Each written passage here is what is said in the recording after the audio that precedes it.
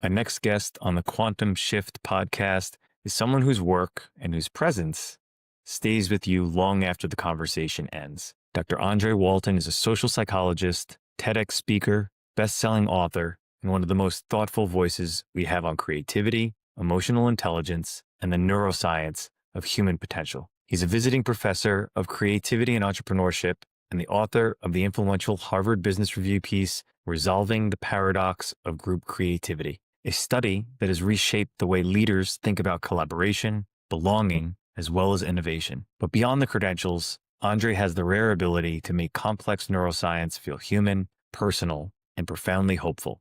In our time together, we explored why our childhood way of thinking might be exactly what we need to survive adulthood, how to move from stress to possibility, and what it truly means to reclaim the wide-angle lens of the mind. This was one of the most meaningful conversations I've had on the show, and I'm honored to share it with you. Enjoy. All right, so for people meeting you for the first time, how do you describe the journey that led you here? Wow, that's complicated. Actually, everything about my life is complicated. I've spent many, many years trying to take simple situations and making them as complicated as possible. um, that's part of the key to what got me here. I suppose, firstly, there are three strands of my DNA, really. One is creativity, and that really starts at birth. Both my parents were very, very creative, although I didn't actually know my dad was my dad until I was 10, so he wasn't really a parent until my teens. And I did all the sciences at school, and then when I left school, my first job was as a graphics artist for a publishing company. So, somehow whatever I did, my creativity kind of thrust its way through. And in my 20s, I started inventing things, and I spent 15 years. There's a microphone called the Seducer that was endorsed by people like Frank Sinatra. In fact, he wouldn't go on stage the last 2 years of his recording career unless that was on his piano. And Elton John, Moody Blues, Sydney Wow. Opera House, Royal Opera House, blah, blah, blah. And the other invention was Well, wait, what did that invention in do? The Sinatra invention, what did it do? it's a microphone. It's a contact microphone for pianos. You actually stick it to the underneath of a piano, and you can get studio quality stereo piano even if you're on the stage. So Cool, very cool. if you're videoing it, you haven't got sort of booms and microphones and things coming into the picture. And also, if you've got sounds going on outside, you probably might even have a drum kit next to you or something like that. None of that comes through. So, the engineers love it. You've got this separation of sound. And similarly in a studio, some studios that we supplied it to actually abandoned the big plexiglass boxes that they used to stick drummers in, That wasn't because they disliked drummers. That was to keep the sound out. And you created it, why? Because you were interested in the electronics of it, or were you a musician? Like, what brought you to invent that? I was actually. A friend of mine was a Latin Latin instrument percussionist. So he had bongos and congas and little things that he rattled and tapped and all that kind of stuff. And very, very good. I mean, he was really exceptional. But it was a very difficult situation to mic up because you've got the congas, which are down by your feet. You've got the bongos, which are sort of, up here somewhere. And it's very difficult. Your hands are in the way of the mic. The feet are in the way of the mic. It's forever kicking things and hitting things and all that. I originally invented the microphone to go inside the congas because unlike regular mics, it's quite happy to, the sound pressure level inside a drum is quite high, and it would tolerate that where normal microphones wouldn't. And then it transpired, really, when I came to the States to open the subsidiary for that company, that the big market was in pianos. Every church in the Deep South has a piano that they're very, very proud of. Right. And, it was a very easy way of having them get a great piano sound without having to have somebody specialist to set it up every time. Yeah, sure. So that was when it became known as a piano mic, and then it just rolled on from there, really. It is fascinating and very timely from my perspective because you'll notice the silly guitars in the back, and I play in a an '80s rock and roll cover band. However, I never realized until we started playing real shows how important having a sound person is to be able to hear yourself, really hear your bandmates, and then perform appropriately. So if you're solving that problem, that's pretty interesting. What was it in your childhood that shaped who you were becoming in ways that you didn't understand later? Like what was it that you mentioned your father wasn't involved? Unpack that for us. Um, yeah, interesting question. And a question actually where the answers are evolving even month by month. Yeah. My my my mother and my father were never married, and my mother was a cook housekeeper. And back in the 1950s in England, cook housekeepers were employed by people who were, definitely in the upper crust. And so I was really a misfit from day one, because people who employed my mother were, they had sort of plummy Queen's English kind of Posh, ways of uh, speaking. against the posh. You know, Yeah. absolutely, and so and yet I went to the little what you would call a public school down the road there, and all the little kids were, "Hey, they're speaking like farmers." They were country folk. Yeah. So, my ostracization from society started at a very early age. When I was, my mother was 25 when I was born, and my father was 60, and he had a family, way, way, way away. Got it. And so, rural England was not really prepared for an extremely artistic person, as my mother was, to spawn kids out of wedlock, and then it was so when I was about 7, um, she was institutionalized, No. and we were paying the price really of not fitting in. That was the deal. And so several things happened really. One was I got to grow up pretty quickly. Sure. When we were reunited, I don't even remember. A lot of my childhood memories have been blocked out of my mind. But I sort of took over the role. Well, not took over because nobody else ever had it, but I adopted the role of looking after her in a way. Mm. And so there was a very until she married my first stepfather when I was about 11. Well, what happened to I you when she went away when you were 7? Who looked after you? The local Roman Catholic priest and his housekeeper took me under their wing, and as did also the Roman Catholic convent.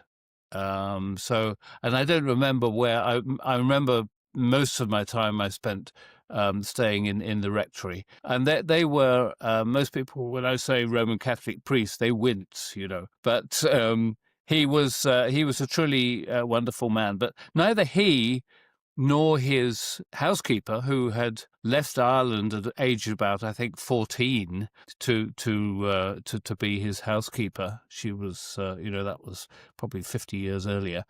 Neither of them had any connection with kids at all. So suddenly, being dumped with a 7-year-old boy was a quite clearly a bizarre experience from them. They had no idea how to deal with that. So I, to some extent, I became a chameleon. I could adopt different kind of, social plumage depending on where I was, and that proved to be very very useful to me later in life.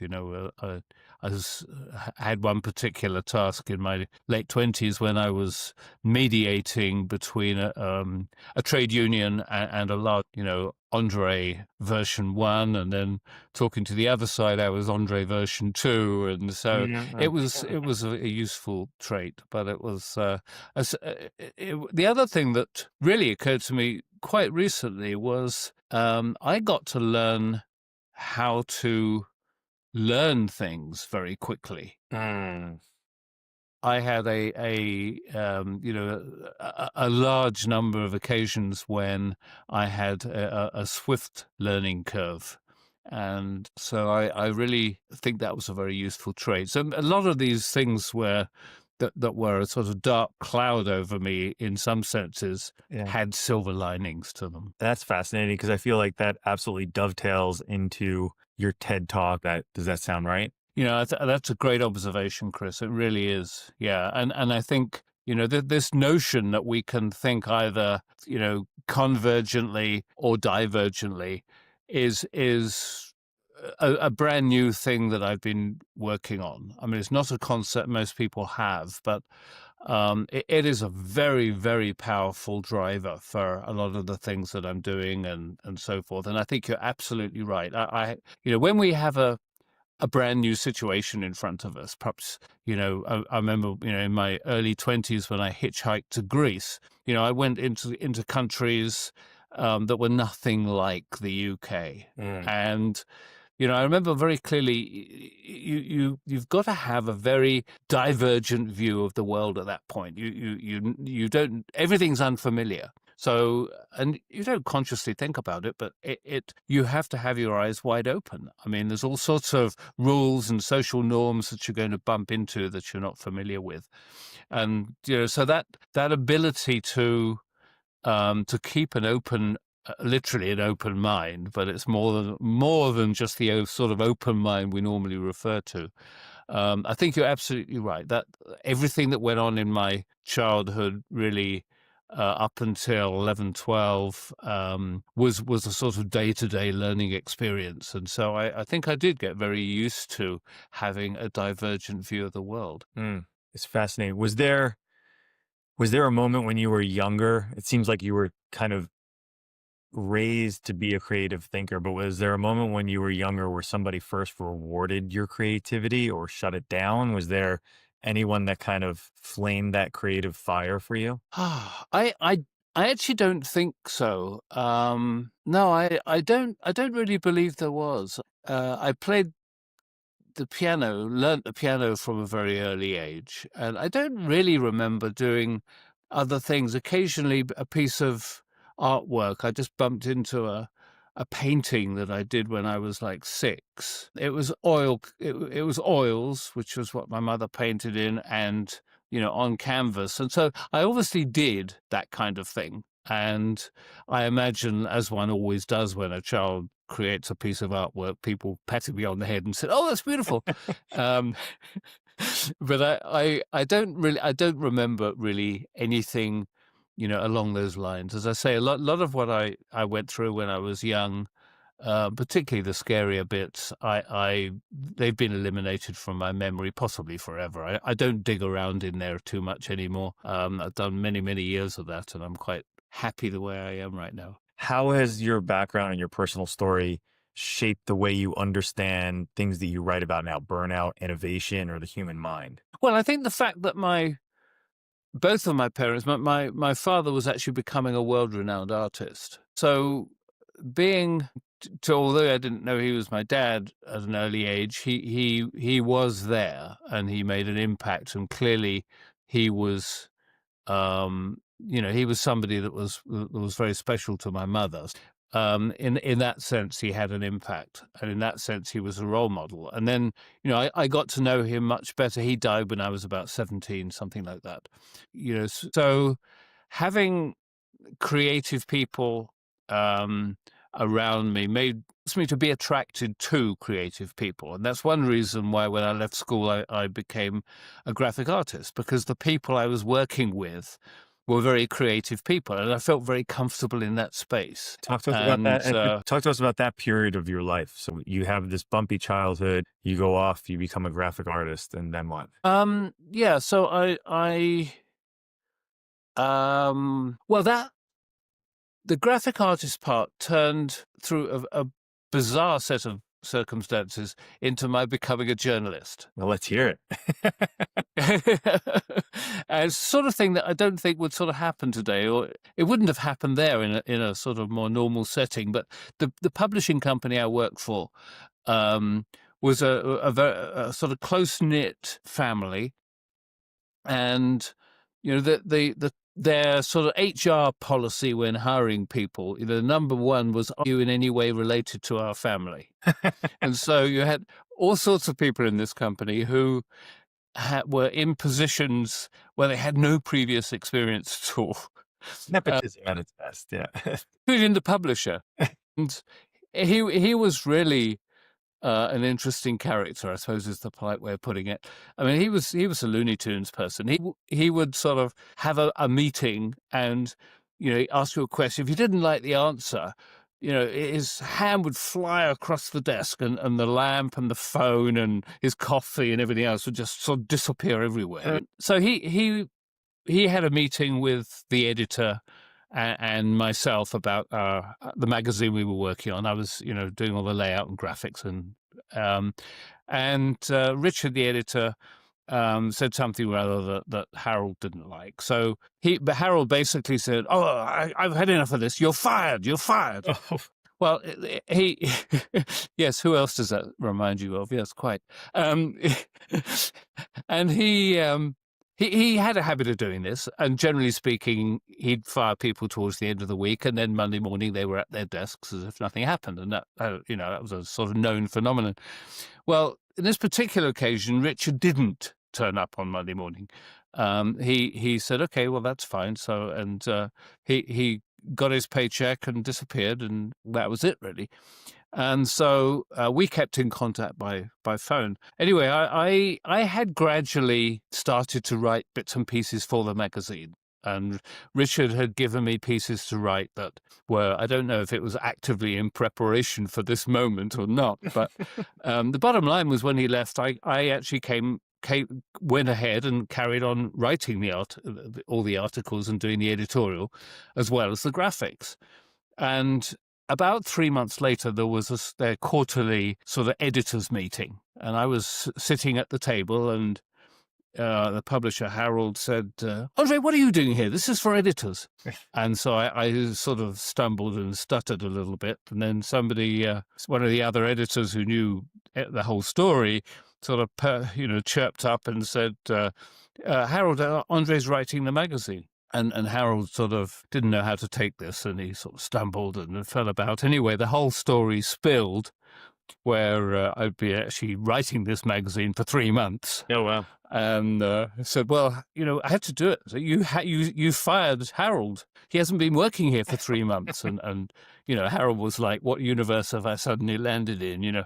So I became a journalist through that, and I went on to write for other. The thing I did do, I stood up and said, "Look, this is the situation, Harold, and one thing I do request is that you officially make me the editor." And he rejected that, and I said, "Okay, well, I've got other jobs lined up." So no, we'll make you the editor. That's fine. And so I suddenly had credibility in that field. I went on to, and that ability to write has been with me, all my life. I mean, I just, when I was doing my PhD, I was next to people in my cohort that have been struggling. They'd had writer's block to write their dissertation for, sometimes 12, 13 years. And I had just used to picture Harold, on my shoulder saying, "Andre, I've had an advertiser pull out. I need 5,000 words by 5 o'clock. Right. And,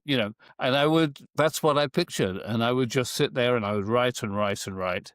And my friend and I actually broke the record in terms of being able to get our PhDs done in record short time, or the 5 years it was supposed to be, which was, unheard of. And so, and I love writing.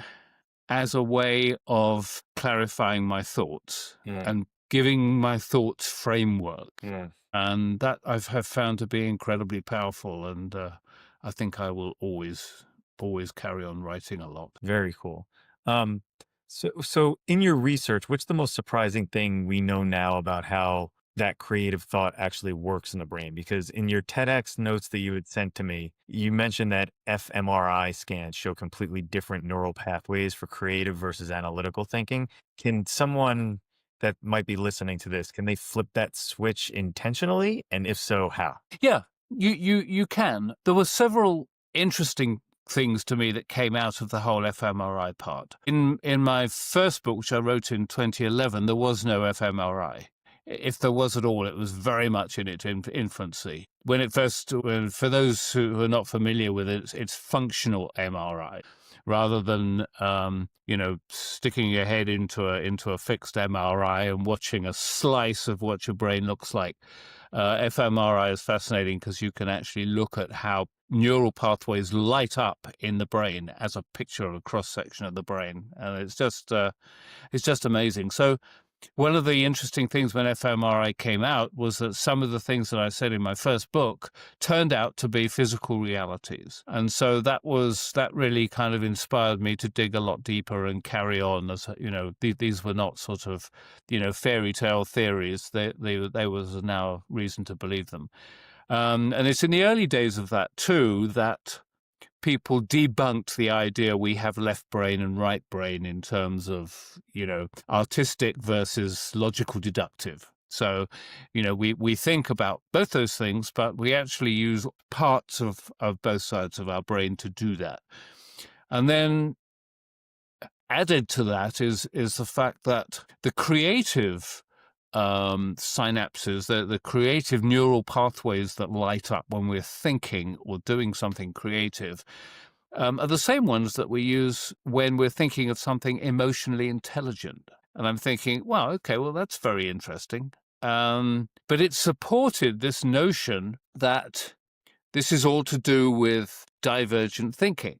Right. Because if you think about what emotional intelligence is, people with emotional intelligence are able to sort of stand back a bit and have a look at the big picture.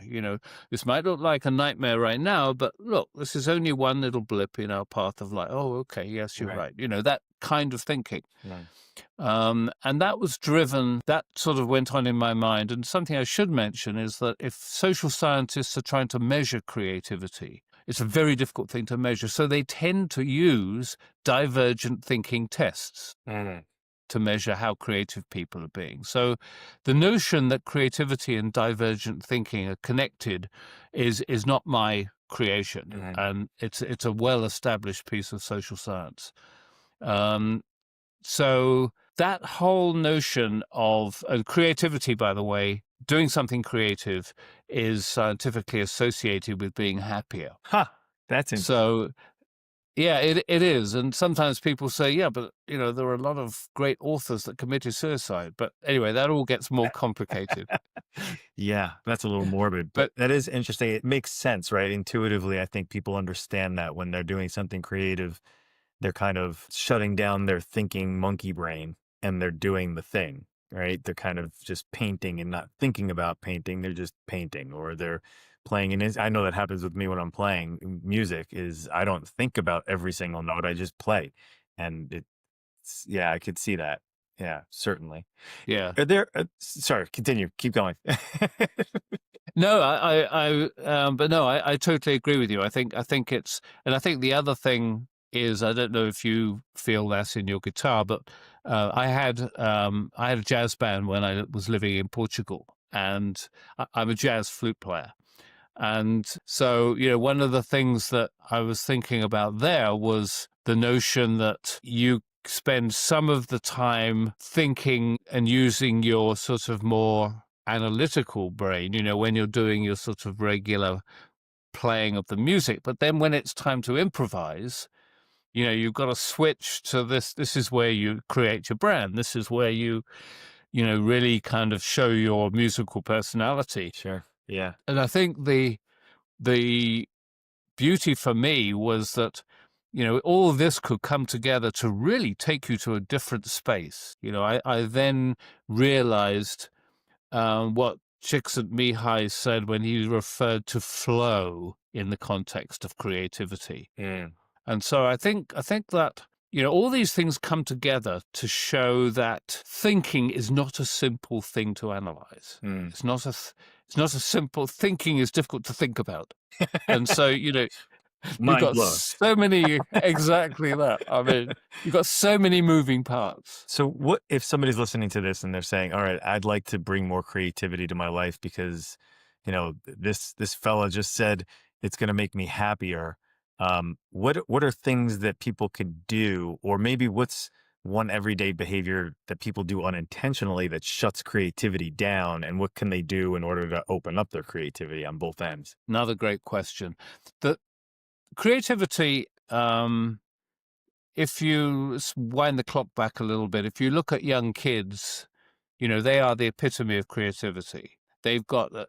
And if you think about it, adults, when we make decisions and analyze situations, our subconscious disappears off to its memory banks and says, have I ever seen anything like this before? Yeah. If we have, then use that as the basis for what's going on now. And because it saves a lot of time and energy. Our brains spend a long time trying to be lazy. Yeah, I mean, it's like a caching of a computer, right? It's the cache, so that it'll exactly. open faster. Yeah. Exactly that. And so that's what we do. But when we do that, I mean, as a kid, when you've got no memory banks when you're born. I mean, there you are. That the hard drive is blank. So we add this stuff to it, and the more we add to it, the more we've got the capacity for the brain to say, okay, we did that before, and this is what happened. We'll do it again. Bam. And that, by the way, saves us an enormous amount of energy. This is sometimes known as system 1 versus system 2 thinking, and the difference between them is huge. I mean, the creative thinking actually uses as much energy as going for a stroll. I mean, it's 20%, typically 20% of the energy that our body uses is used by the brain with that sort of thinking. So it's not surprising that we're always searching for ways to be lazy, to be efficient. I love it. Yeah. So that stifles creativity because that stops us from looking at the big picture. We're looking at one piece of the picture, which is the little bit that says we did it before, we'll do it the same way again. We have always done it this way. It's not just a sort of phrase that people use. And you see that in industry all the time. We've always done it this way. Okay, well, the world has changed. Let's do it a different way. So the thing that really it undermines our motivation to be creative is this kind of structure. So the first thing we can do if we want to increase the creativity in our lives, our creative thinking, is that we can mix things up a bit. I mean, when we go to the restaurant, our favorite restaurant, we can choose something different from the menu. When I had a factory in England, I used to find different ways to drive from home to the factory. I mean, sometimes it was useful because, somebody's suddenly doing roadworks over here and you've got 3 or 4 different options of going through it. But, just really changing things up a little bit. And so although routine, I mean, we all humans need structure, and it makes us feel comfortable. It grounds us is the best way of putting it. But that aside, structure can also suppress all that creative thinking process. Yeah, so interesting. I feel like it reminds me of I had a gentleman, Dr. Howard Eisenberg, and he wrote a book called Dream It to Do It. And he posited something that kind of blew my mind. I think you're gonna be like, yeah, of course. But I had never heard it phrased this way, where he was talking about how myopic modern day scientists can be, because they're saying, well, it wasn't proven through the scientific method. And he challenges that thinking in the scientific community and points to that the most incredible scientific breakthroughs involved creativity. That it was as simple as like, Einstein would go for a walk and come back. Or, before he'd go to bed, he'd think this thought, ask himself a question, go to sleep, come back and having had a dream about it. And that all of these things in our past, these major scientific breakthroughs, were not done through the scientific method to get to that No, answer. It was all born absolutely. from creativity. Yeah. Absolutely, absolutely right. I think that's totally true, and that's something I had a lengthy argument about with my dissertation committee when I was at the university, because So tell us. it's my argument was you can look for a basis of logic, as in 2020 thinking as to how something evolved, but I'm going to guess that 95% of the time, that is a complete red herring. That's a real misrepresentation of what really happened. I mean, it's a little bit like saying, brainstorming. We're going to sit down here, we're going to come up with all the ideas we can think of and write them on Post-it notes and stick them on the wall, and then we're going to choose the ones. That's not how actual creative people do things. Mm. They don't wake up in the morning and think, oh, I'm going to write down everything that I can possibly paint a picture of today. And then I'm going to throw away the ones that don't seem appropriate to. No. I mean, you don't do anything like that. Okay. So, one of the things that I focus on in my business consulting is talking to people about the fact that if you embed creativity as a core value in your company, you don't need to brainstorm. People will brainstorm. You can trigger people to brainstorm the instant they come through the front door. I love that. I love that. So, and that's powerful, right? Saying, hey, we welcome creative thinking here. What are the tactical ways that a business could do that and execute that and sort of foster that? You're kind of like flaming the fire. Well, if it depends on the size of the corporation, but if it's a reasonably large company, I worked with a publicly quoted company not far from here in the Reno area, and they were in an industry where creativity was vital. But the company, as is common in that industry, the company itself was not at all creative. They were highly structured. They were very traditionally created. And, the person that they employed to try and generate creativity into the company had a thoroughly miserable time with them. I mean, he'd been very creative in previous employment, but basically, from straight out of the get-go, they did not respect what he was capable of doing. They did not, as far as they were concerned. It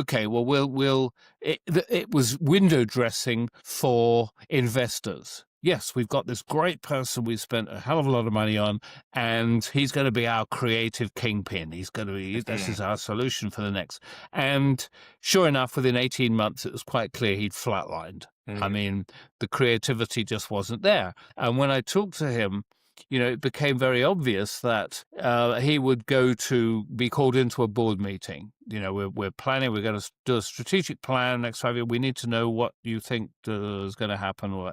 He says straight out of the gate, he could tell by everybody's body language, that there might have been one person out of 6 or 7 sitting around the boardroom table who had any respect for what he was saying, who'd actually listened to him when they asked him a question and he answered. Most of them were down there writing notes that were, probably a shopping list or what they're going to do at the weekend. I mean, that's how it felt to him. So, it's one of the things that I do in a larger company is I look for champions. Yeah. If you've got sort of hold a workshop with 20 or 30 people, there will be 3, 4, 5 of them that get it. Right. And they're excited by it. And it's like, okay, I see why we need this. Right. And those people are the ones that are going to be, like a virus. They're going to take creativity into the structure of the company, because you can't do it on your own.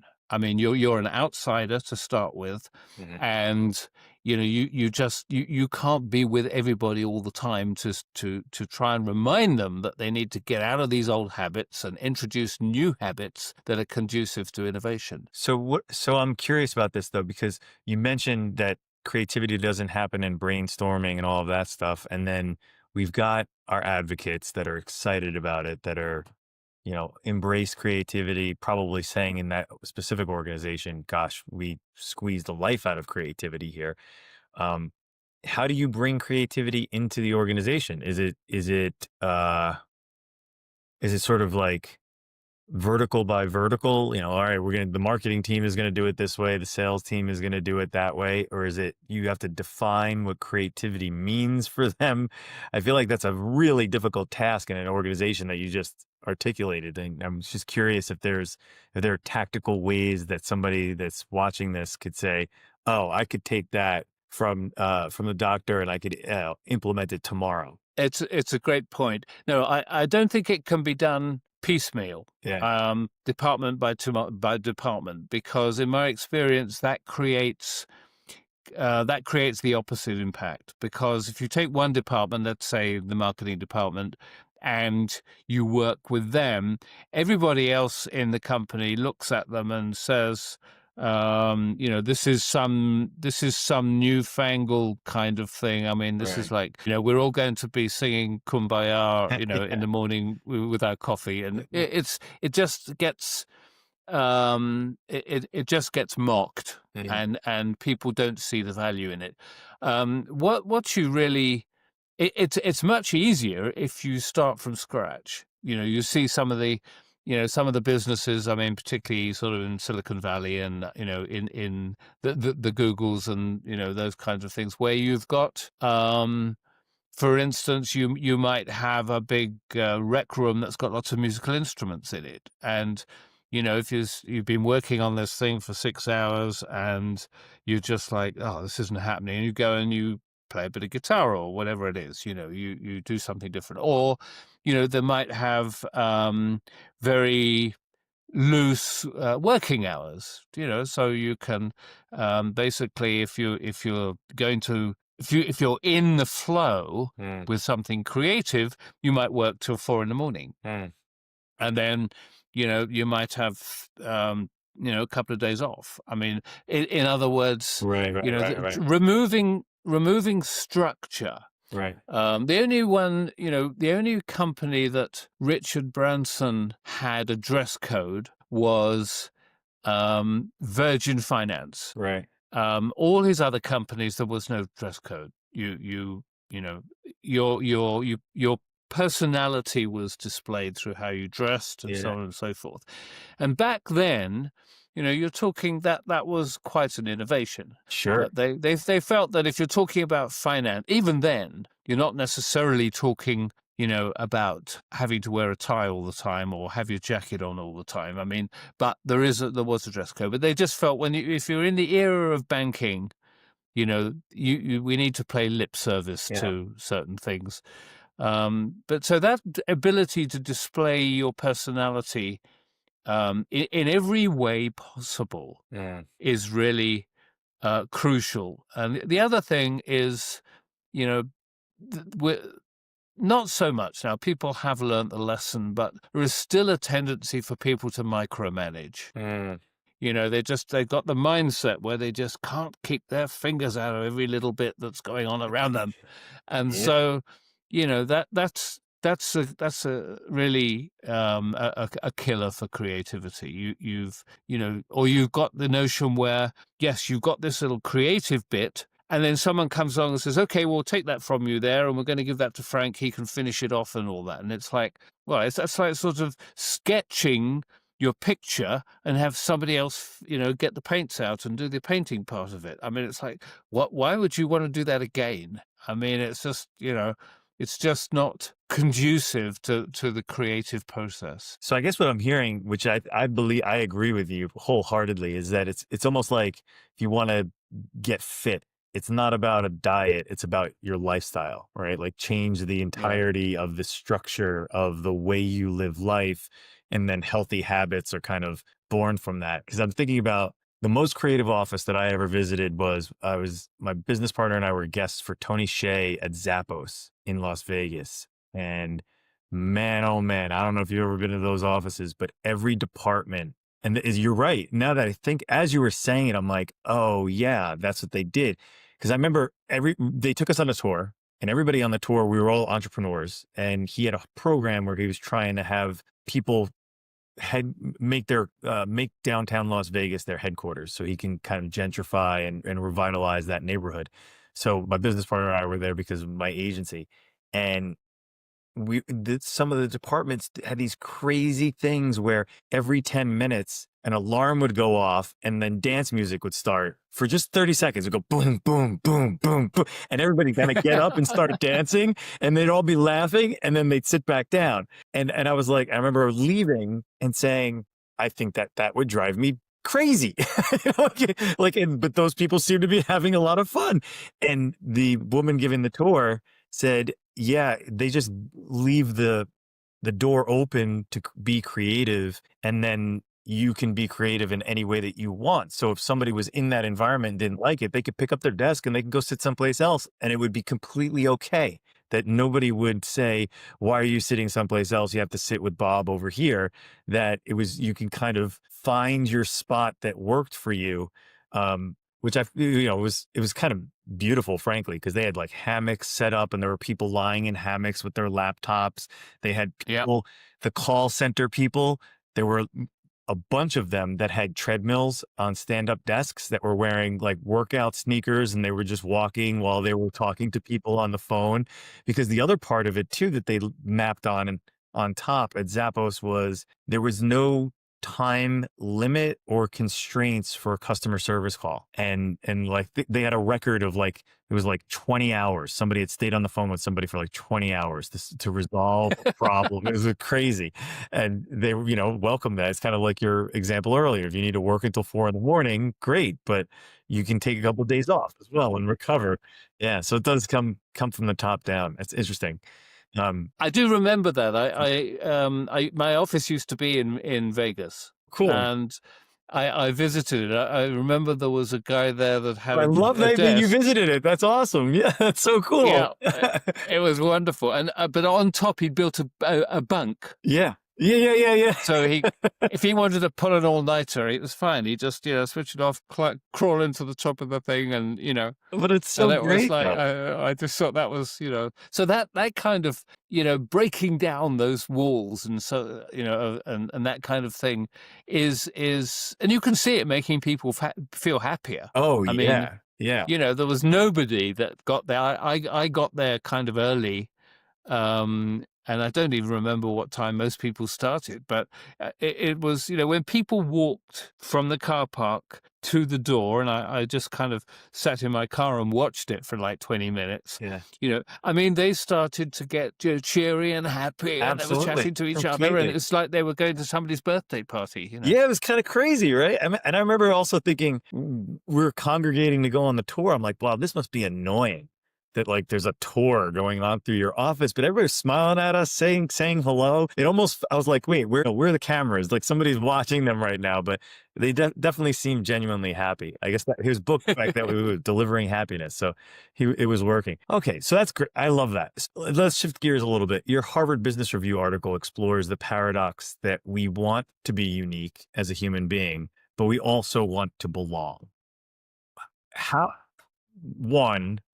Which drive do you feel most pulled by personally? And 2, how do people reconcile that? Because I know that as I'm saying this, everybody's like, oh yeah, like I want to be unique, but I also want to belong. I don't want to be ostracized. Like how do you navigate that? I think the most important thing is just to realize it exists. So, but there are a number of different ways. I don't know if you've heard of the Bloomsbury set. From the 1920s and 30s in England. There were a laundry list of really famous creative philosophers, writers, painters, blah, blah, blah. And interestingly, occasionally they were called the Bloomsbury Group, and they resented that brutally. So They wanted a group. yeah, They wanted because they wanted to be individuals. Yeah. exactly that. So one way of navigating that process, and if you think back, you saw a lot of this. Well, no point in your thinking back, but if I think back, you saw a lot of this in the 60s and 70s. And one way is to create a group, but it's of the people who think in the way that you like to think. So, if you're let's just use the phrase free thinker. Mm-hmm. If you've got a group of free thinkers, to some extent, you've overcome that dichotomy. But the other thing is you don't have to belong, you don't have to feel this affinity to be with other people at the same time that you feel the need to be individual. And I go back to the jazz again. You're playing the same chords, the same notes as everybody else, and then bam, you're going to switch to the individuality when you're improvising. And that's what we can do in life. I see. Okay. It's a bit of a mind bender, actually. I think It is. like, you really kind of have to noodle on it. Like, so you're in the group, you've done sort of rote group, not creative work to get to the point to understand the music, read the music, play the music. You're with a group in order to perform and, I guess the mapping to a business, but then in order to riff and improvise, then you become an individual. Ha. Yeah. That's Absolutely. yeah. Absolutely. Do you know the guitarist, John Williams, not the composer, but the guitarist? He was a very famous English classical guitarist. He played classical Spanish guitar, blah, blah, blah. Very, very, very, very accomplished. He started a band called Sky. And I got to know them quite well because they used my microphone, which works very well on acoustic guitar. So cool. And, in reality, and Sky was a sort of classical jazz crossover. And he was awful. I mean, had great people around him, but he could never get past that structure, And yourself with jazz, for instance, there's great power in just being slightly before the beat, slightly after the beat. He couldn't do it. He just couldn't do it. His fingers and brain were like sort of, I need to play this exactly, 4/4. I mean, we're not going to, everything's got to be. And so, it sometimes that structure can become too ingrained in every aspect of our lives. Yeah. I mean, becomes one of my clients was his dad was an accountant, a very, very, very powerful accountant, and he went and this guy went in through accountancy too, and he really, really wanted to become more creative, and so we worked together for a while, and he just could not introduce spontaneity into his life. I mean, we gradually got it so that he could see that it was a good thing to do, and that was the first stage. But becoming spontaneous, doing something that hadn't been planned for weeks or months, was just not in his vocabulary. And it was an interesting, very interesting lesson to see, because it was very extreme. And very detrimental to him. I mean, he was now coming up for middle age, and he felt like he didn't know who he was. Oh. And indeed, I can see why. I don't think, and more to the point, his wife didn't know really who he was. They eventually had been together a long time, but somehow or other, he was defined by structure and planning. And whatever was sort of inside there trying to get out never had a chance. Wow. That's a shame. Are there times that you've worked with groups and where you've seen sort of that group has elevated an idea even further beyond what one person could do, and you were like, "Oof, they got it"? It's an interesting question, and it really defines the difference between creativity and innovation, doesn't it? How do you define that? creativity? Well, I think being creative. First of all, I think the germ of an idea always comes from one person. And the innovation part of it is where the group becomes valuable, because they can take that idea, they can see different ways of actualizing it, they can build it into something different. And in reality, that's a different set of skills. So if you're trying to put together an innovative team, you really need three different sorts of people. You need somebody who just they live and dream new ideas in their mind. And that was the sort of person that I was in my 20s. And to some extent, I suppose, having just even in the 2000s, my ideas regarding creativity, spherical thinking, this convergent versus divergent thinking, those kind of. So I guess I still got it there, but it was very obvious in my 20s because of my ideas and my patents and that kind of stuff. And so you need that kind of intuitive. I hate to use the phrase thinking out of the box because it's such a cliche. It's the very opposite to anything creative, isn't it? It's true. Yeah, like that phrase is not thinking out of the box, but we're with you. We're with you. Exactly.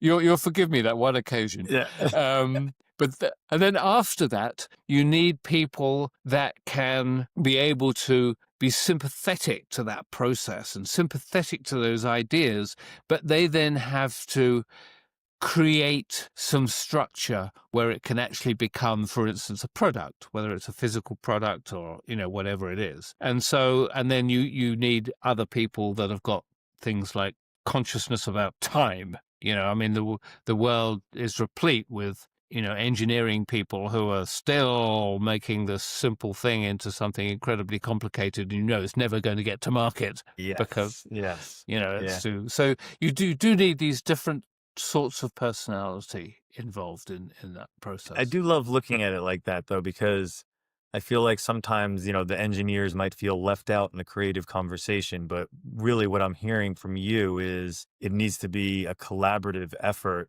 an environment where everybody could be creative. The germ of an idea comes from an individual, then placed into the group, and then the group can send it on its way in the right direction in order to become innovative. That's an interesting way of looking at it. Wow, I've never thought of it that way. So you wrote that most adults default to solving new problems with old mental models. How do we break free from that? Well, I think that there has to be a bit of conscious effort involved there.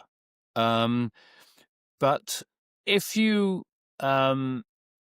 use these very simple day-to-day changes, right, to start the process of it, the two things that start to happen. One is that you start to realize that a little less structure is positive. And the second is you begin to stop making knee-jerk decisions when a challenge comes up, because it's those knee-jerk decisions that are when the subconscious gets in there quickly. I mean, just physically, that process. I call it the lizard brain. I think you called it the monkey brain, didn't you? Yes. Yeah. Same thing, right? The oldest part of our brain. Yeah, that the fight or flight. Right? Absolutely. Yeah. Yeah. Absolutely. That jumps in. I mean, physically, that jumps in quicker. Right. Without that part of the brain, you wouldn't be able to play table tennis. Right. Physically, wouldn't be able to, because your reaction time is too great without that part. So that gets in there first, and then if the conscious mind says, "Oh well, the problem seems to have gone away now," because the other guy, the old guy, has figured it all out, and I don't need to worry about it. So, there is a way that you can train yourself to say, "No, hang on just a second. I'm going to look at some options." And when this becomes really, really difficult is when we're under stress, because you get a phenomenon called seizing and freezing. Whereby, talk about that. Please unpack that, because I was just gonna ask you, what is the hardest belief for executives to unlearn? And I feel like it's that.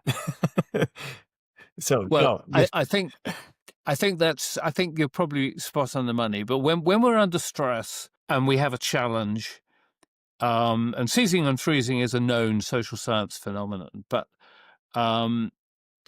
we grasp the first solution that comes to our mind, and we fail to look at any other solution. So if you think of that now in the context of convergent versus divergent thinking, what we're saying is that stress actually creates convergent thinking.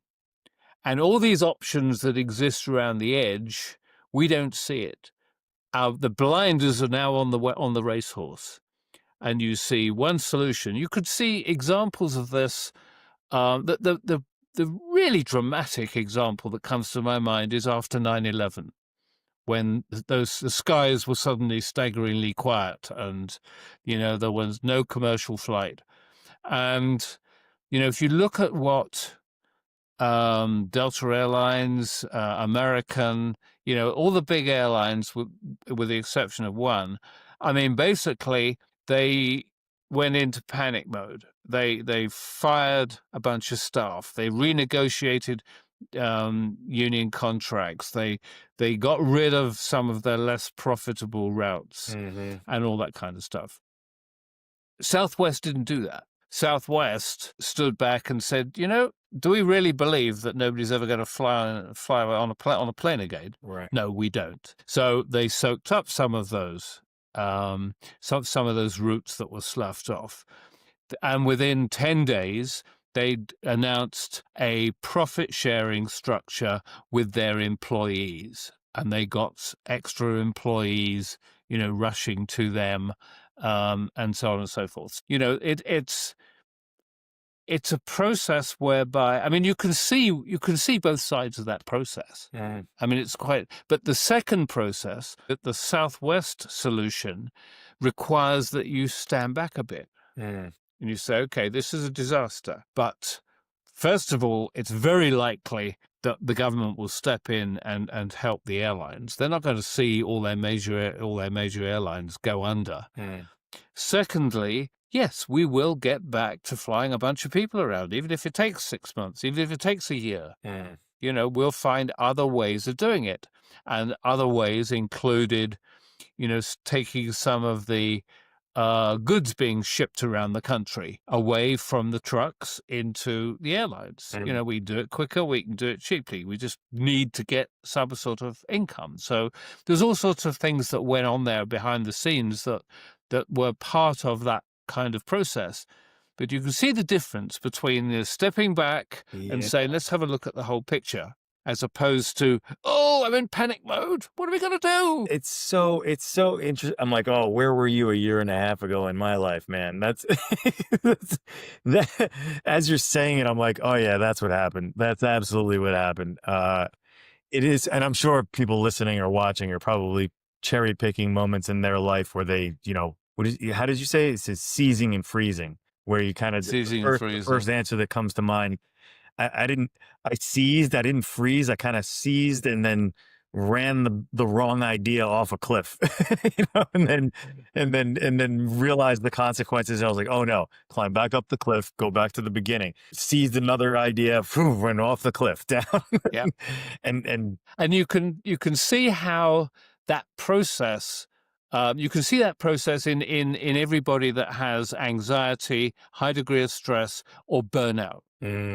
And that process is one of really extreme convergence.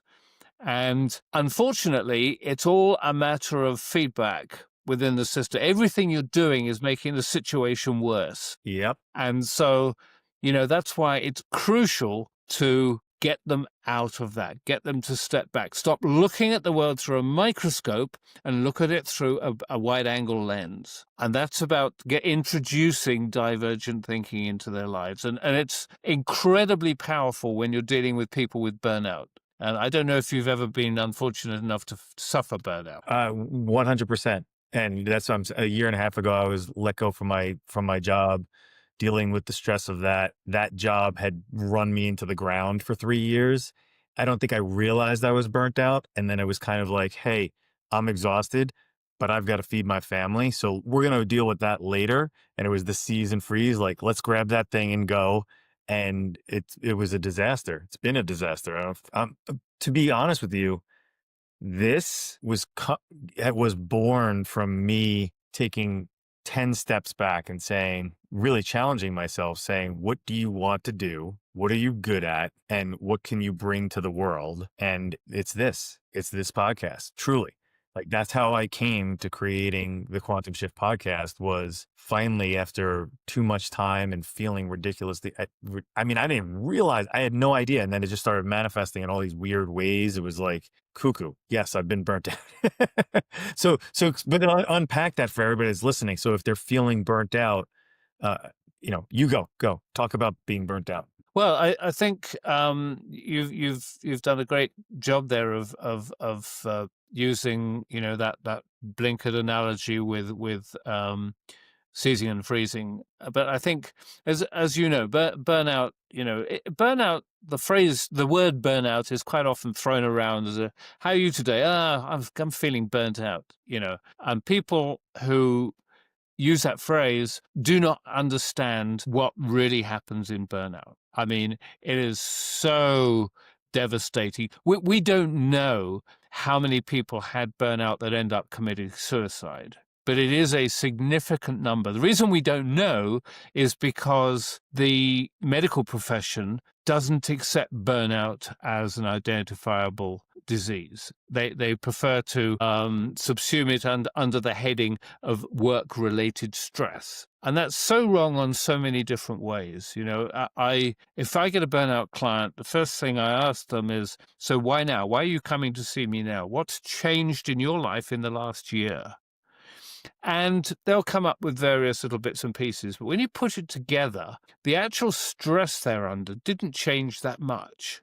Now, not always the case. And it wasn't necessarily the case when I had burnout. But when I think about it, maybe it was. But so what changes is the fact that we're no longer able to deal with the stress. Yeah. And so, I redefine stress here as a challenge for which we do not have the resources to deal. So it's a little bit, it becomes a situation. The reason that that's important to reframe that whole process is because if it's work-related stress, it's tempting to think, okay, well, it's all down to work. I'm okay.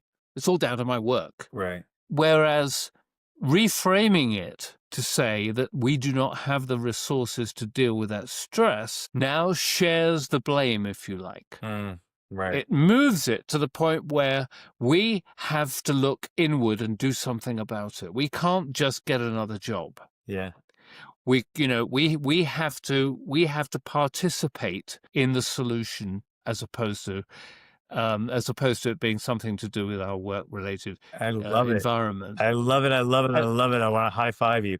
And so, because the conversations that I've been having, I always land on what you just said. I said, I spent a year, and I was like, wait a minute, I got to look in, and that's the only way to solve it. And it brought me back. Absolutely. Brought me back to meditation, brought me back to getting into the gym, brought me back to having really looking in. And I'm like, and then all of a sudden, slowly things started to blossom again when I started fixing in here. So you went through burnout. How do you allow, what do you advise your clients in order to, once they start looking in, then what? Well, I think the second way, by the way, that description, the medical definition is rubbish, is that it might involve work, but that doesn't mean that when we leave work, we leave our burnout behind. Our burnout, it can also be, it's the whole of our life. And so the reality is, and one of the things, and I don't know if this is true for you, it's true for all, without exception, my burnout clients, and it was true for me, is you have a tendency to push away those very people who could help you. Oh my God.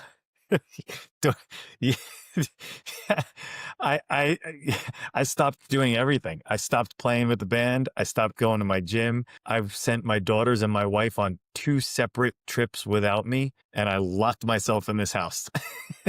And it was the worst thing I could have done. Yeah. So I'll add you to the list of people who would agree with that statement. Yeah. What is that about us? I mean, my perspective was sort of a blinded, really, I wish there was a better word, was just dumb perception of I'm the dad. I have to handle it. I'm the man of the house. I have to handle it and figure it out on my own. And, that was obviously wrong. What do you think that is about us as human beings? Well, I think there are a couple of things, really. One is that this high degree of convergence, which comes with burnout, makes everything else a worthless distraction. So everybody that's not in that field of vision, and that field of vision for most people is simply you, everybody outside is they're sapping away energy I need for other things. They're sapping away. And most of the most important issue that we have is our emotion.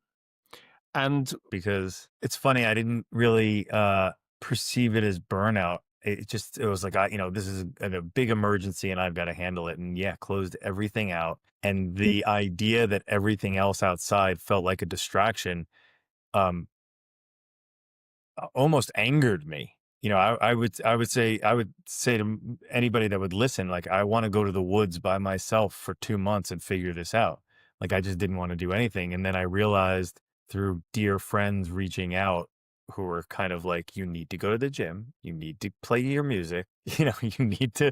Once that started happening slowly, I was like, okay, now I feel like myself again. Wow, that's important. the other thing Yeah, that makes that kind of particularly poignant is that, how when you get like flu or something, any weaknesses in your body start to show up, like, if my knees start to ache. Mm.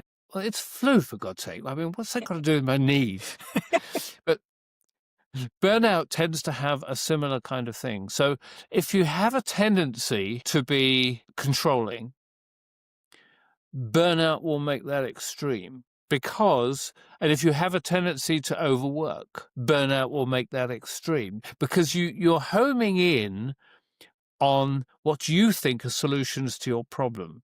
And quite often that is that you need to work harder. I've got this problem because the only way out of this is that I work harder. It's what I always do when I have a problem. I work harder. And so, this is another of those horrible feedback loops. Yeah. Where you're getting worse and worse and worse. I was very lucky at one point in my burnout. My burnout was huge. Please, yeah. I was running my I was going business. to say, explain that, because I want to know how you pulled yourself out. So tell us about the burnout and how you got yourself out of it. Yeah. I won't bore you with all the details of how it occurred, but there were two things that happened in my life at once that were major at a time when it was particularly important. I was doing like 6 trade shows in a row every summer. I'd start in McCormick Place in Chicago. I'd have to go to London, to Earl's Court. I'd go to the Music Messe in Frankfurt. I had a medical and a music one in Tokyo. And then I'd come back to LA and then Atlanta. And that was my summer. And I would just finish the first setting up in McCormick Place in Chicago. And it was going to be big. We got new products, so we'd spent some really serious money on this booth. And my manager from Florida was going to come up and be on the booth as well. Literally, it was just about to open. I had 2 phone calls. One was from a hospital in England with my mother bursting into tears because my stepfather had died. And the second, about an hour later, was from my secretary in Florida saying that my manager hadn't showed up for work for 2 days. Now, Peter was, he actually was an alcoholic, but he'd been dry for like 3 years. And I guess, he went grocery shopping and all these bottles of wine happened to fall into his cart. But so those were the 2 things. That meant Peter wasn't going to come up to Chicago because he was in a mess. And suddenly, and I had mother to deal with by some means or other. I'm an only child and she's got no siblings. She had no other siblings in her life. So, I was the only person. So anyway, all that the excitement that my entrepreneurial 15 years had built up to just almost instantly, it was like there was a razor blade. And this side was excitement. Yeah. This side was everything else. Now, so I really, burnout for me just escalated incredibly quickly. systematically pushed everybody away from my life and, stopped going to see people I'd go to see for breakfast and blah, blah, blah. And persuaded my wife to go back to England. She was English at that time, my first wife. And there was one person that resisted that, and he'd call me up and I said, look, I just can't deal with this now. Can we leave it a couple of weeks? Damn me, in the morning, he'd show up with some croissants and some coffee and say, hello, Andre, just bought us some breakfast. I thought we'd chat a little bit. And it didn't matter what I said. There was always tap, tap, tap, tap on the door at some point during the day, and he'd come in and like day 3, 4, something like that. We were talking a couple of weeks. Anyway, he gave me a piece of paper and he said, I want you to call Dana. She is a meditation teacher and I think she can help you. And I did call her, and I held myself together sufficiently to, go to start the meditation, to learn to meditate. And the first night after the first day of the 3 days of learning to meditate was the first time I had slept well for literally probably 3 years. Wow. And it was, and so as a consequence of that, I've been a meditator for now 40 years. And that was an incredibly powerful thing. Now, there were lots of other things that happened that came from that. But, the crucial part of it really was a sense of grounding that meditation gave me. Sleep. Yeah. I mean, from being just brutally sleep deprived, I was suddenly like sort of, oh, okay, what's this feeling? Oh, you know what? Feeling you've got energy. It's like, you're missing that sort of, oh God, is it morning? Yeah. I mean, it was just incredibly powerful. And in the course of time, meditation also helped me become resilient because not one of that statistic, 50% on average of people who have burnout have it recur within 18 months. Wow. And, which is another frightening part of the whole row of statistics. But that really helped me in many, many different ways. But I think the other thing which you alluded to was I really cut out to do what I'm doing? I mean, I sometimes, integrate something into my talks and webinars and stuff that, the incredible benefit that human beings have is that we are very pliable, very flexible. We can accommodate. We're very accommodating in the way that we live. And the real disaster that we human beings have is that we're able to accommodate many things. We're very, very pliable. We're very, and the net result of that, and I've seen this so much in coaching, is that people, especially perhaps in their 20s, they will be on a career path that appears to be towards their goals.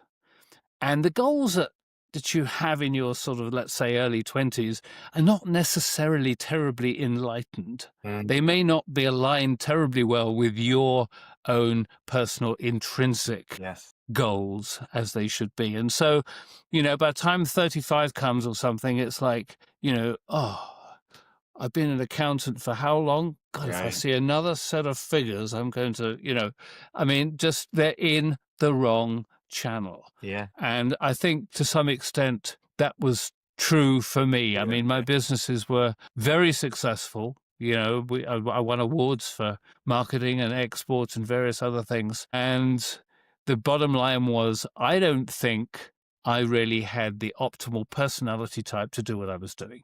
Yeah. And so it was, it sounded as if that kind of aha thinking, was something that you also can relate to. 100%. And sort of the meditation was a key part because one of my dear friends that had reached out, I had a handful of friends that wouldn't let me, kind of like your buddy that would tap, tap, tap, pushed me to get back into meditation and reading the right books as well, book recommendations to kind of get myself out of my own head.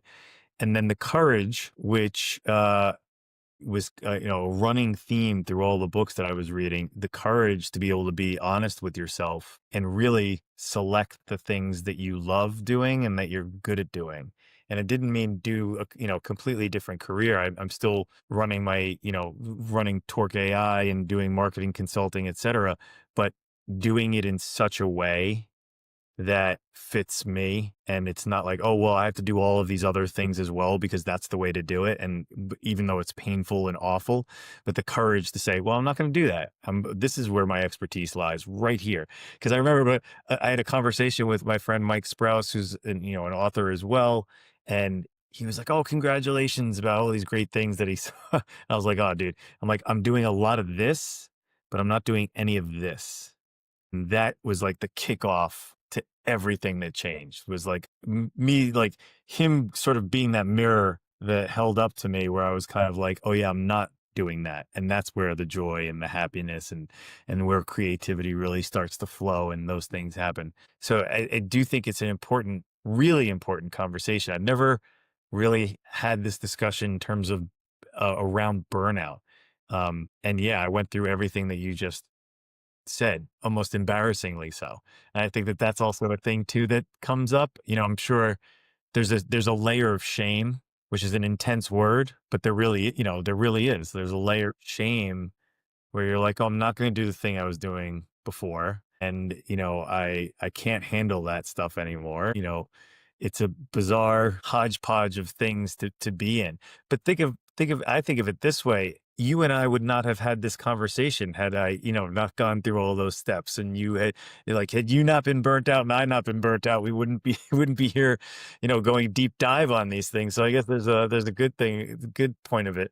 I do think meditation is the anchor to everything, though. Absolutely. So when I think it really is, and it's so interesting to me that if I have a problem or a challenge, and it's not something that has to be done like today, and I have it in my mind, the solution will come to me sometime in the next 10 days, 2 weeks, at the end of or during a meditation. yes, yes, So I think, meditation, going back to the previous area of conversation, meditation is inherently a divergent exercise. mm, And it really helps you become creative because it's got no, um, it, the power of meditation comes from the fact that it is structure free. mm, I mean, even if you've got a mantra or you listen to your breath or whatever it is, I mean, the general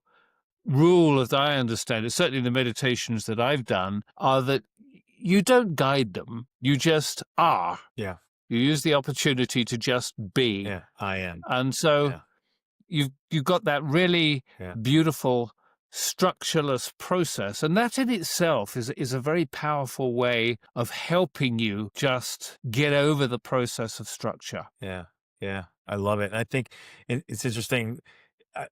What's popping into my head is my father-in-law has a practice of prayer, and he will sit by himself and he will pray for hours. My mother does the same thing. My mother-in-law does it as well. And I think their generation, they don't label it as meditation. They're talking about prayer and praying the rosary or doing whatever. It really is meditation, right? Like sort of being as present in the now, thinking, I forget the name of the meditation, but like wishing people well in your life and wishing them love and happiness and success. And that's what you're doing when you're meditating. So Yes. it's a fascinating thing. So you go through this awful burnout moment, you get spit out the other end. Then what happens? Well, that was really the start of my decision to sell my businesses. I just realized that, and the timing was not stunningly great. I mean, this was the time when the businesses were really beginning to take off. So a good business person would have said, 5 years time, and you're going to have things that you can really um, make a significant living from. Um, and but that wasn't to me an option. The option that my thinking was, life has to change. I mean, but when I fell over one side of that razor blade, and the excitement was there, and the whatever burnout was this side, there was no going back. Yeah. Oh, I 100%. mean, Yeah. I mean, that's why I call this the quantum shift. I refer to it as quantum shift. You're talking about the razor blade. Absolutely no going back. Yeah. So, yeah. So I basically I sold the medical business. I sold the audio business. And I went to my first wife. The deal was that if I got rid of the businesses, we'd go back to Europe. It didn't have to be England, but she wanted to go back to Europe. She never really felt comfortable in the States.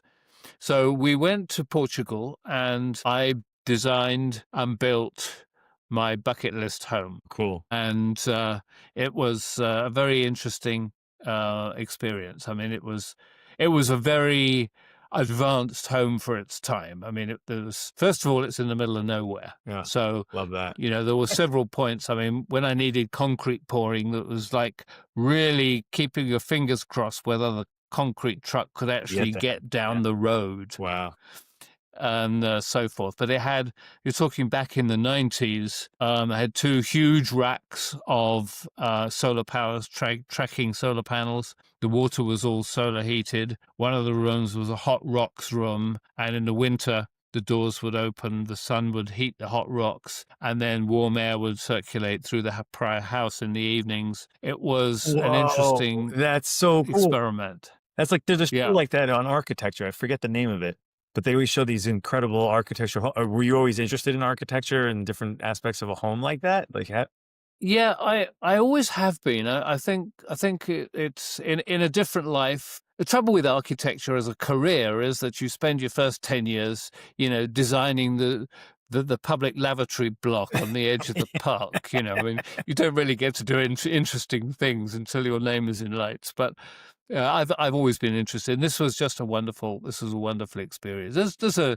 video you can watch on my website that shows the whole house. oh yeah, I want to see that. I bought the solid wood flooring from a 19th century schoolhouse in England because I wanted wood floors. With the climate, that particular climate, I needed something that was very old wood. Otherwise, it would buckle and stuff. It was an amazing experience. So that was my sort of major change. Building that was a 2-year project. And one of the things, going right back to the very beginning of what we talked about, one of the things that was very upsetting to me was that when I finished that house, and it had so much of me in it. All the windowsills, the front door was all pottery that I had made, and when I finished that house, I didn't feel like I owned it. I felt like I was the gardener. And it was very, very upsetting to me. It just felt like somebody else's house. Why? I think it was because being, my mother being a cook housekeeper in everybody else's house, I was always, the phrase in England is below stairs. Because originally the servants would live in the basement. We lived in the very top of the house, but it was just the fact that the house I lived in, I couldn't wander around the house when I was a kid. There were very distinct limits to the areas of the house that I could wander into. You didn't feel worthy of the house? Is that exactly that? Yeah, I just did not feel worthy of owning that house. And now that got eroded by a number of very positive things. One was a few years later, about 5 years later, I went back to school and did my PhD. How old were you? And was that? How old were you when you did that? I was 45. Wow, I love that. I love that because you know what? When we were talking earlier and you were explaining how when people are selecting their career, a story popped into my head from my father where he had a friend that in his 40s went to law school And his line to my dad, and my dad shared with me, which I thought was brilliant, was this gentleman said, "I'm the victim of the decision of an 18-year-old." As to where he was in his career in his 40s. And then he went back to law school. So that's okay. So unpack that. So you're in your 40s and then you go to work on your PhD. That's so cool. Well, tell us that. Well, it was amazing. I don't know why. It was a bit weird because the millennium, my coaching, well, my consulting work had come to a halt. My second wife, we weren't married actually at that time, but I divorced my first wife and was now living with the person who would become my second wife. She was just at the point where she was going to sell her house as a function of the divorce. And we took a truck and a fifth wheel trailer, and we went down to the Baja, Mexico for 6 months.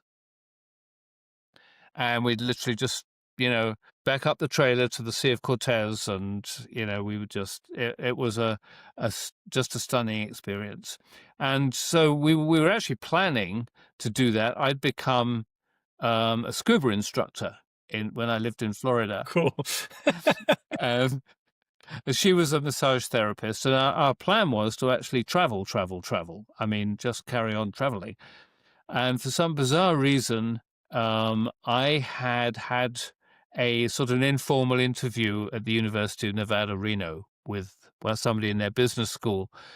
And he basically sort of, towards the end of the 6 months, we've probably been in the Baja for about 5 months, I got this email saying, if you're still interested in a place in our PhD program, social psychology PhD program, we're offering it to you.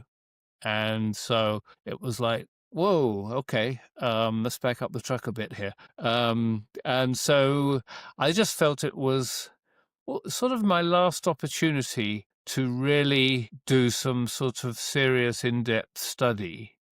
My first degree was a distance learning degree, and that that was spread over sort of 10 years while I was running my businesses. That was like sort of, just something I just would do while I could still earn some money. So I'd never actually been full-time to university. And so, and social psychology just, in the course of my business and in the course of the consulting work that I'd done after that business, I just realized that the big asset in a business is the human aspect, the human asset. And I wanted to know more about how people think and how all that is. And it was just a fabulous program, very eclectic. I mean, there were, you had input from, judicial studies, from women's studies, from, and the business school. And there were just so many, so you could choose anything you wanted to. I mean, basically. And so, for most people who were younger, that was a challenge. I mean, suddenly you're in a structure-free environment. These are the courses you can take, but when you get to do your dissertation, I mean, it could be on anything. Sure.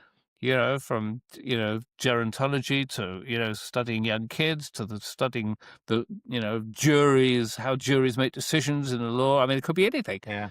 And so, but for me, that was great. And I just homed in on creativity, and homed in on an organizational aspect of creativity, how creativity works within an organizational context.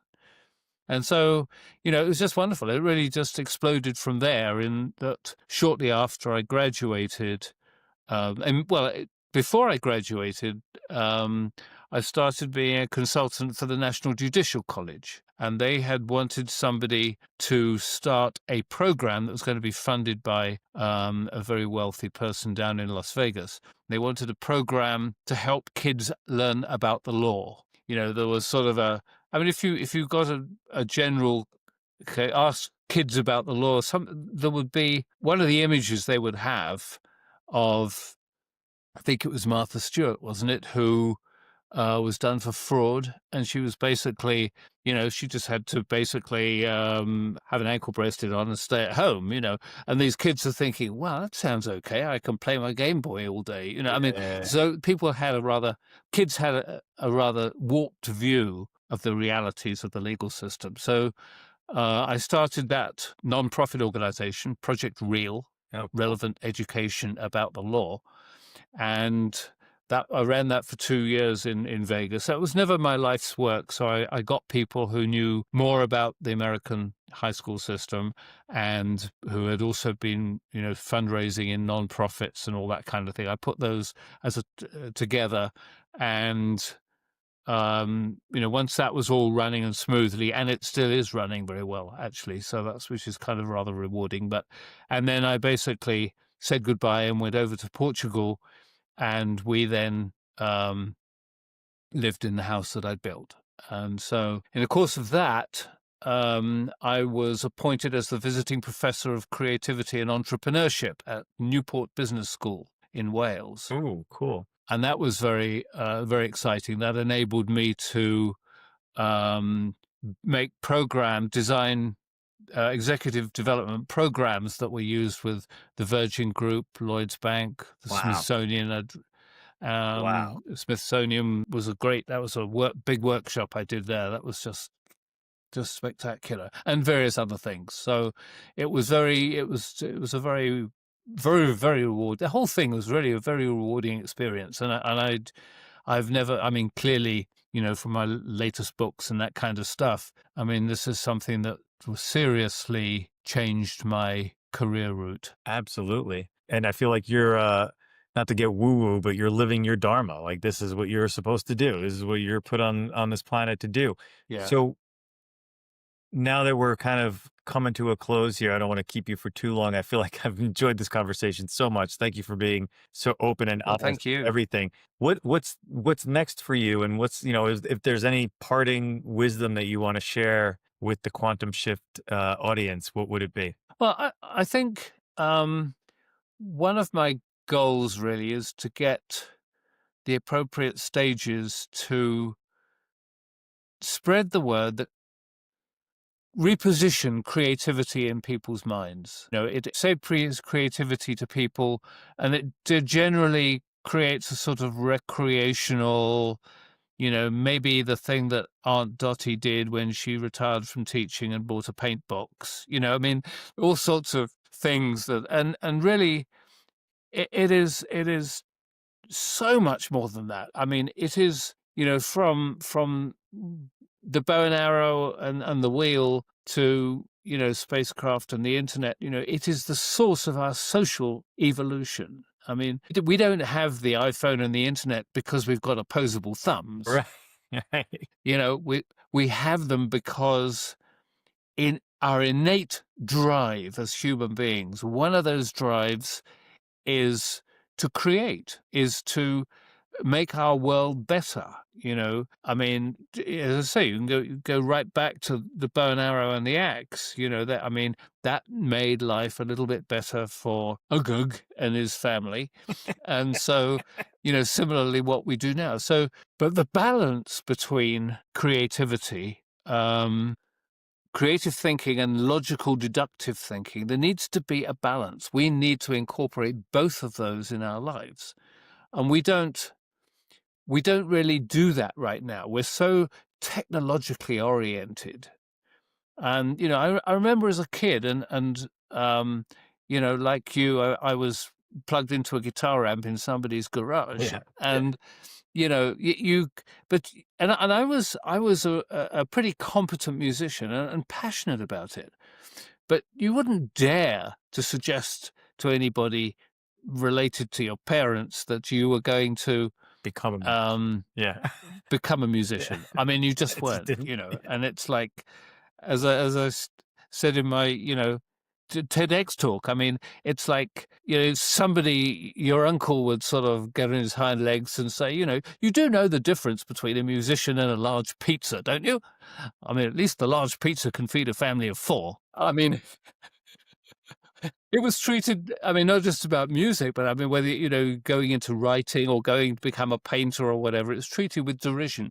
So we've really lost that balance between creative thinking and deductive analytical thinking. Or to put it another way, we've lost the balance about being able to think divergently as well as convergently. And so I believe it's the root of so many of the problems that we have now. I mean, if talking about, from ADHD, I've coached ADHD clients, right up to stress and burnout, how we deal with stress and burnout.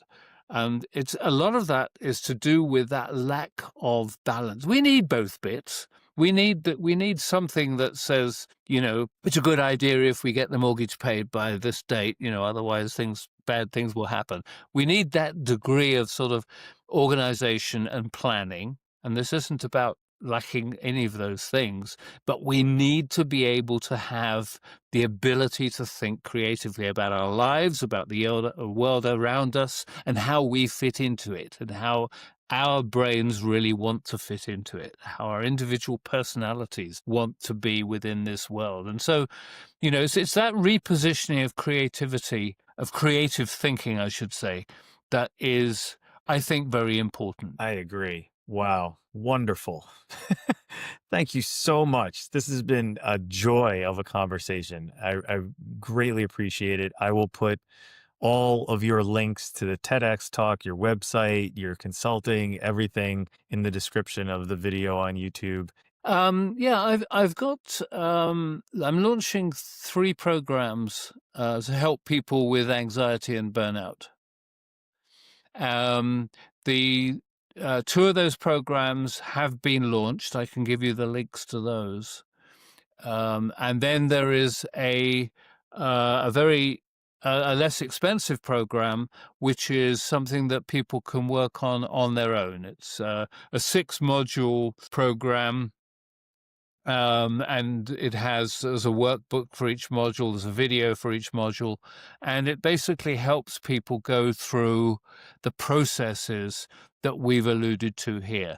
I don't recommend it for people with serious burnout. I think the one-on-one aspects of the other 2 programs is very important. In those programs, I actually custom build 3 different sort of sub-programs within it to the 3 R's, which deal with recreation, relationships, and responsibilities. And those are 3 things that we work on, on those programs. So the